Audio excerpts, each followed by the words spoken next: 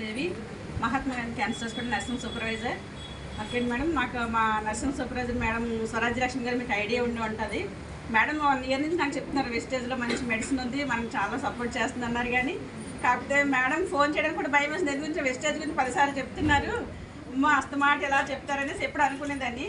కానీ నాకు మరి ఇంకొక మేడం చెప్పారంట. ఆ మేడం ఎవరంటే మాకు పర్వీణ మేడం గారు చెప్పారు ఒకసారి, ఇలా అన్ని మేడం 2 టైమ్స్ చెప్పినా సరే లేదా నాకు అసలు ఇంట్రెస్ట్ లేదు. ఎందుకంటే అంటే దీని మీద చాలా అసలు నాకు అసలు ఇష్టం ఉండదు.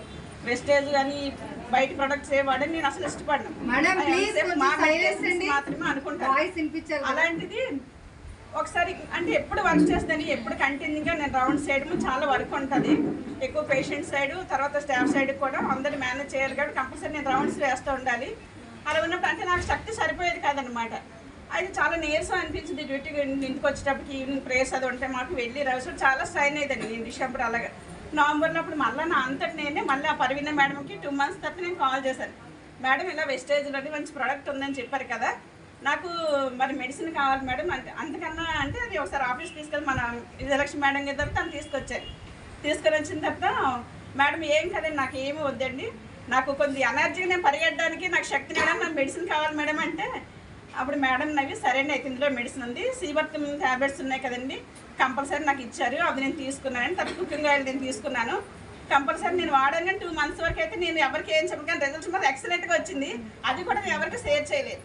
ఎందుకంటే మనుగూరు వెళ్ళాను, ఒక రోజంతా ప్రయాణం చేసి ఖమ్మం వెళ్ళినప్పుడు కూడా ఏంటంటే నెక్స్ట్ డే నేను అసలు లెగలేను, జర్నీ చేస్తాను. అలాంటిది అక్కడికి వెళ్ళి గృహప్రవేశం మా చెల్లి వాళ్ళ ఇల్లు అన్నీ చక్కబెట్టి అన్నీ 2 days కూడా చాలా యాక్టివ్గా ఉన్నాను.